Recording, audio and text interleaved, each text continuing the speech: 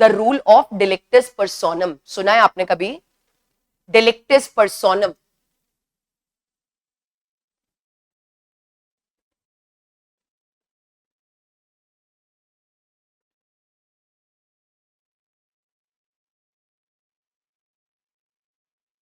This is one of the most important principle of a partnership, चाहे वो LLP act वाली partnership हो, चाहे वो इंडियन पार्टनरशिप एक्ट वाली पार्टनरशिप हो। Delectus personae is one of the most important feature. अब डेलिक्टिस पर्सोनम का मतलब होता है according to the agreement and according to the skills. Generally यहां पे या जनरली इंडियन पार्टनरशिप एक्ट में क्या दिया गया है? पार्टनर वो होगा जिसने पार्टनर बनने के लिए अग्री किया है, पार्टनर वो होगा जिसको पार्टनर बनाने के लिए बाकी के पार्टनर्स ने अग्री किया है, सिर्फ इतना दिया गया है। बट क्या किसी भी रैंडम पर्सन को पार्टनर बना लिया जाता है क्या? नो।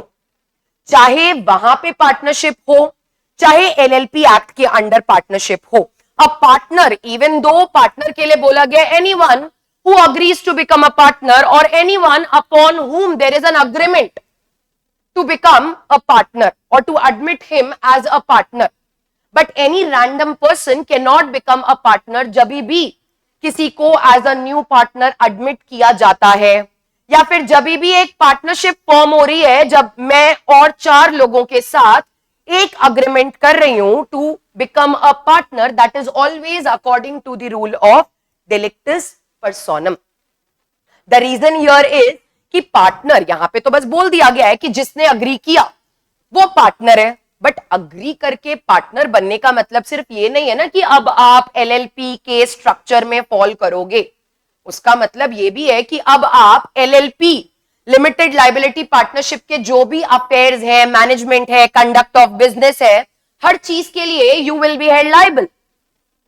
अब से जब से आप पार्टनर बनोगे तब से there will be a certain duty which will be imposed upon you, और अगर आपने वो ड्यूटी नहीं करी then you will be held liable for the loss which is there because of lack of duty.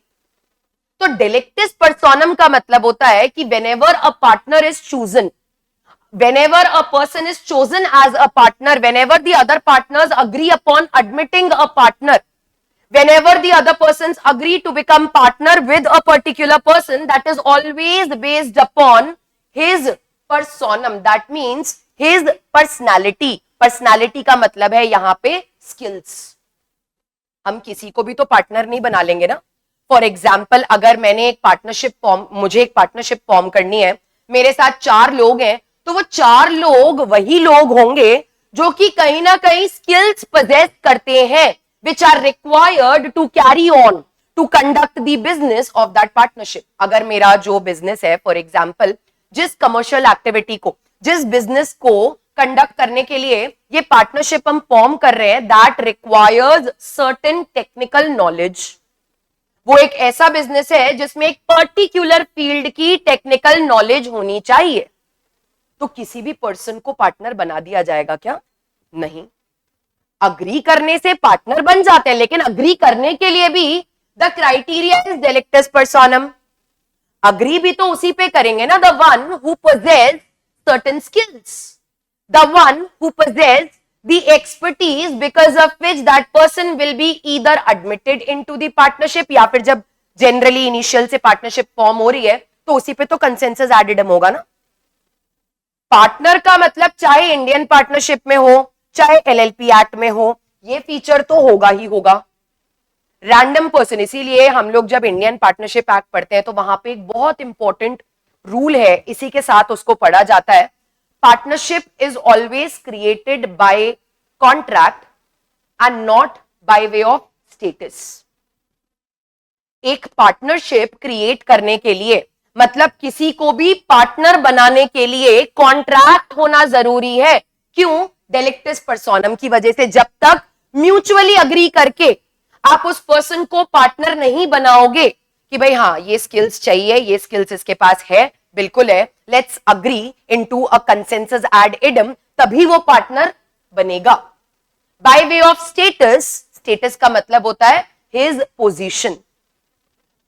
जैसे फॉर एग्जाम्पल कोई partner था हमारे फर्म में एंड दैट पार्टनर डाइड, तो जस्ट बिकॉज वो पर्सन मेरी फर्म में पार्टनर था, उसकी डेथ के बाद क्या just because of the status उसके लीगल हेयर को ऑटोमेटिकली पार्टनर मान लिया जाएगा क्या? नहीं.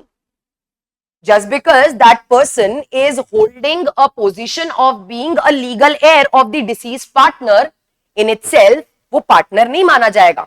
उस पे कंसेंसस एड इडम होगा and that will be according to delictus personam, कि जो लीगल हेयर है उसके पास क्या वो क्वालिफिकेशंस, एक्सपर्टीज, स्किल्स है. इफ यस, तो उस पे कंसेंसस एड इडम एक अग्रीमेंट होगा, तभी वो पर्सन पार्टनर माना जाएगा.